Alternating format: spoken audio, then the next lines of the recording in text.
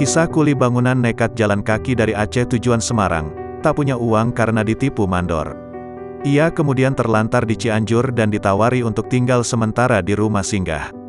Hal itu karena pemuda bernama Muhammad Dimas Ramadan, 27, itu sudah menghabiskan 115 hari berjalan kaki dari Aceh. Namun ia menolak, dengan alasan ingin segera pulang ke Semarang. Ia menyebut sudah tinggal selama 3 hari di Cianjur. Dimas juga mengaku sempat tinggal di beberapa kota lain dan mengamen untuk bertahan hidup. Pemuda yang mengenakan topi ini menjelaskan jika ia menjadi korban dari mandor bangunan yang membawa kabur upahnya. Dimas mengatakan ia bekerja menjadi kuli bangunan selama 2 bulan lebih di Banda Aceh dengan janji upah Rp150.000 per harinya.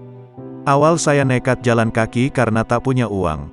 Mandor kuli bangunan di Aceh bawa kabur upah 18 orang pekerja, di antaranya upah untuk saya, ujar Dimas di Rumah Singgah Dinas Sosial, Selasa, tanggal 19 Oktober tahun 2021.